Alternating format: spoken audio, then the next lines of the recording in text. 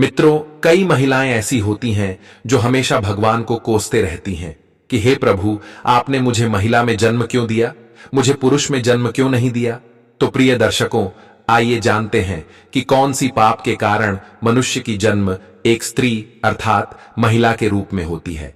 उससे पहले आपसे निवेदन है कि आप यह वीडियो पूरा जरूर देखें और कमेंट में जय श्री कृष्ण लिखकर ईश्वर का आभार जरूर व्यक्त करें। मित्रों, प्राचीन काल की बात है जब धरती पर धर्म और अधर्म का संघर्ष चरम पर था। देवता और असुरों के बीच युद्ध होते रहते थे और मनुष्यों का जीवन इन संघर्षों से प्रभावित होता था। उस समय ऋषि मुनियों की तपस्या और ज्ञान के बल पर ही धर्म की रक्षा होती थी। ऐसे ही एक ऋषि थे जिनका नाम था ऋषि वेदव्रत। वे अपने ज्ञान और तपस्या के लिए प्रसिद्ध थे। एक दिन उनके आश्रम में एक युवक आया जिसके मन में एक गहरा प्रश्न था।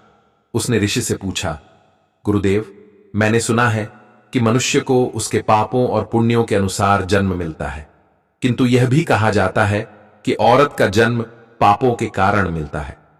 क्या यह सत्य है? यदि हां, तो कौन से पापों के कारण औरत में जन्म मिलता है? ऋषि वेदव्रत ने युवक की ओर गंभीरता से देखा और कहा, बेटा, तुम्हारा प्रश्न बहुत गहरा है। इसका उत्तर जानने के लिए तुम्हें एक कथा सुननी होगी जो मैं तुम्हें सुनाऊंगा। यह कथा बहुत पुरानी है और इसमें जीवन के गूढ़ रहस्य छिपे हैं। और फिर ऋषि वेदव्रत ने युवक को एक पौराणिक कथा सुनानी शुरू की।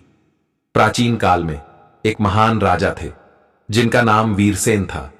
वे बहुत ही धार्मिक और दानशील थे। उनके राज्य में हर प्राणी सुखी और संतुष्ट था।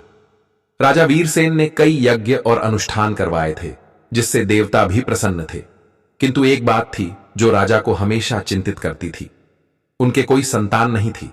वे चाहते थे कि उनका राज्य उनके वंशज को मिले, किंतु संतान के अभाव में यह संभव नहीं था। एक दिन राजा वीरसेन ने ऋषि वशिष्ठ से मिलने का निर्णय लिया। वशिष्ठ उस समय के सबसे बड़े ऋषि थे और उनका आश्रम दूरस्थ वन में स्थित था। राजा ने अपने सेवकों को तैयारी करने का आदेश दिया और ऋषि वशिष्ठ के आश्रम की ओर चल पड़े। कई दिनों की यात्रा के बाद राजा वीरसेन ऋषि वशिष्ठ के आश्रम पहुंचे। ऋषि ने राजा का स्वागत किया और उनकी चिंता का कारण पूछा। राजा ने कहा, हे ऋषिवर, मैं एक धार्मिक जीवन जीता हूं, किंतु मेरे कोई संतान नहीं है। कृपया मुझे बताएं कि मैं क्या करूं ताकि मुझे एक पुत्र की प्राप्ति हो। ऋषि वशिष्ठ ने राजा को ध्यान से देखा और कहा, राजन, तुम्हारे पूर्व जन्म के कर्मों का फल तुम्हें इस जन्म में मिल रहा है। तुम्हारे पास धन, वैभव और राज्य है, किंतु संतान का अभाव है। यह तुम्हारे पूर्व जन्म के कुछ पापों का परिणाम है। राजा ने पूछा, हे ऋषिवर, क्या मैं अपने पापों का प्रायश्चित कर सकता हूं? क्या मुझे संतान की प्राप्ति हो सकती है? ऋषि वशिष्ठ ने कहा, राजन, तुम्हारे पूर्व जन्म में तुमने एक महिला को धोखा दिया था। तुमने उसके साथ विश्वासघात किया था और उसके दुख का कारण बने थे। इस पाप के कारण तुम्हें इस जन्म में संतान का सुख नहीं मिल रहा है। राजा ने पूछा, क्या मैं इस पाप का प्रायश्चित कर सकता हूं?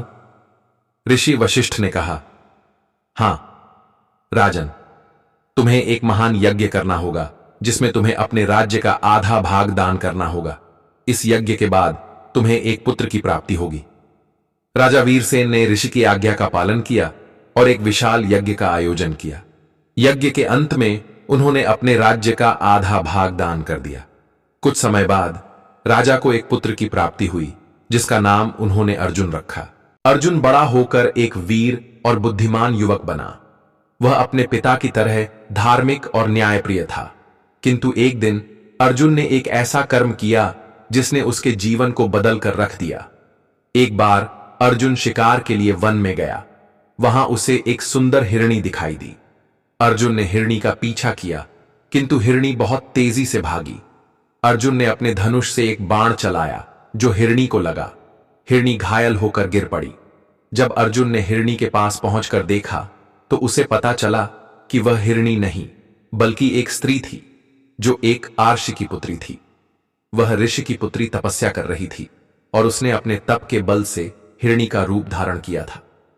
अर्जुन को अपने कर्म पर बहुत पश्चाताप हुआ। उसने ऋषि की पुत्री से क्षमा मांगी, किंतु ऋषि की पुत्री ने कहा, तुमने मुझे धोखे से मारा है, यह तुम्हारा पाप है और इस पाप का फल तुम्हें भुगतना होगा। अर्जुन ने पूछा, मैं इस पाप का प्रायश्चित कैसे कर सकता हूं? ऋषि की पुत्री ने कहा, तुम्हें अपने अगले जन्म में स्त्री योनि में जन्म लेना होगा, यही तुम्हारे पाप का फल है। अर्जुन ने कहा, किंतु मैं तो एक पुरुष हूं, मैं स्त्री योनि में कैसे जन्म ले सकता हूं? ऋषि की पुत्री ने कहा, जब तक तुम्हारे पाप का फल समाप्त नहीं हो जाता तब तक तुम्हें स्त्री योनि में जन्म लेना होगा, यही नियम है। अर्जुन ने अपने पाप का प्रायश्चित करने का निर्णय लिया। उसने अपने पिता राजा वीरसेन को सारी बात बताई। राजा ने अर्जुन को समझाया कि पाप का फल भुगतना ही उसका एकमात्र उपाय है। अर्जुन ने अपने जीवन के अंतिम दिनों में तपस्या की और ईश्वर से प्रार्थना की कि उसे स्त्री योनि में जन्म लेने का अवसर मिले, ताकि वह अपने पाप का फल भुगत सके। अर्जुन की मृत्यु के बाद उसका जन्म एक स्त्री के रूप में हुआ। उसका नाम था अर्जुनी। अर्जुनी ने अपने पूर्व जन्म के पापों का फल भुगतना शुरू किया।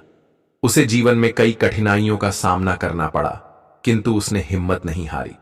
अर्जुनी ने अपने जीवन में धर्म का पालन किया और अंत में अपने पापों से मुक्ति पाई। ऋषि वेदव्रत ने युवक से कहा, बेटा, यह कथा तुम्हें यह समझाने के लिए है कि मनुष्य को उसके कर्मों के अनुसार जन्म मिलता है।